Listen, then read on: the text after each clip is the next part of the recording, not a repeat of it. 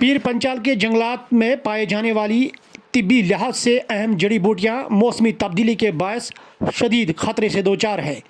माहिरीन के मुताबिक बर्फबारी में कमी, दर्ज हरारत में इजाफा और बारिश के बदलते अंदाज ने कई अहम पौधों की अफजाइश मुतासर की है और ज़राई साइंसदान डॉक्टर ज़हूर अहमद ने फौरी तहफ़्फ़ुज़ात माहौल दोस्त इकदाम न किए गए तो कल कुलगाम अपना कीमती कुदरती तिब्बी वर्सा खो सकता है।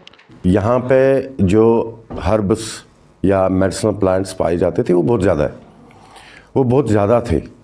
वो हमारे प्लेन्स में भी, हिमालयन रेंज के प्लेन्स में भी पाए जाते थे। लेकिन वो तो बहुत ज़्यादा है। मैं चाहे मिसाल दूंगा आपको त्रिपत्री, जो कि एंटी कैंसर या एंटी इन्फ्लेमेटरी, एंटी ऑक्सीडेंट के लिए बहुत सारे उसके यूजेस है। या आपका और एक प्लांट है जिसको हम कज़ाबान बोलते हैं, जो कि हार्ट एलिमेंट्स के लिए यूज़ होता था। इसी तरह से कोट है, इसी बहुत सारे प्लांट्स हैं। इसी तरह से कुछ फंगल मेडिसिन थे, जैसे कॉर्डिसेप्स मिलिटारिस या कॉर्डिसेप्स साइनेंसिस, जिसको हम कीड़ा जाड़ी भी बोलते हैं। इसी तरह से मोरल, जिसको हम गुच्ची भी बोलते हैं। ये बहुत सारे यहाँ पे आज से 20-25 साल पहले बहुत अबंडेंट पाए जाते थे। लेकिन क्लाइमेट चेंज की वजह से ये यहाँ पे क्या हुआ कि इनका जो क्लाइमेटिक रिक्वायरमेंट थी, प्रेसिपिटेशन, फ्रीजिंग, वो सारी चीज़ें चेंज हो गई, वो कम हो गया और ये धीरे धीरे अब बहुत कम पाए जाते थे। वो भी ऊपर जंगलों में, नीचे तो कोई अब पाए नहीं जाते। अब आप कह रहे हो कि इनको प्रिजर्व करने का क्या तरीका है? देखिए, दो तरीके हैं।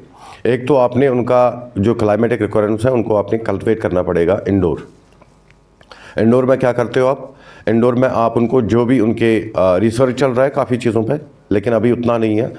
एक तो आपने इंडोर उनको कल्टिवेट करके वो बिल्कुल उनका क्लाइमेटिक रिक्वायरमेंट सब कॉपी करते हो, नेचुरल की जो उनको नेचर में मिलती थी। जैसे कॉर्डिसेप्स मिलिटारिस आप ग्रो कर सकते हो।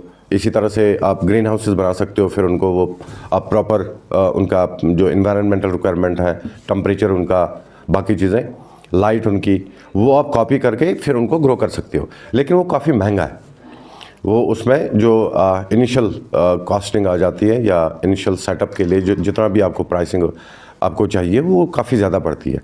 और दूसरी चीज़ है कि आपने जो आप कहते हो कि नेचर में वो कैसे वापस आ जाए, पहले हमने क्लाइमेट को देखना है कि क्लाइमेट चेंज कैसे होता है। इसमें इंडस्ट्रियल सेक्टर भी रिस्पॉन्सिबल है, इसमें आपका ऑटोमोबाइल सेक्टर भी रिस्पॉन्सिबल है और इसमें एग्रीकल्चर सेक्टर बजाती खुद भी रिस्पॉन्सिबल है।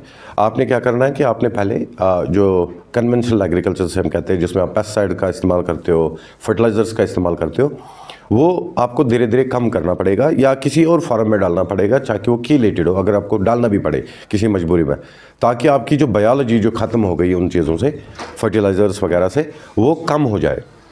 वो एक बार आपकी रिवाइव हो गई तो फिर आप का जो क्लाइमेट चेंज हो रहा है इतनी तेज़ी से, वो धीरे धीरे वापस होना शुरू हो जाएगा।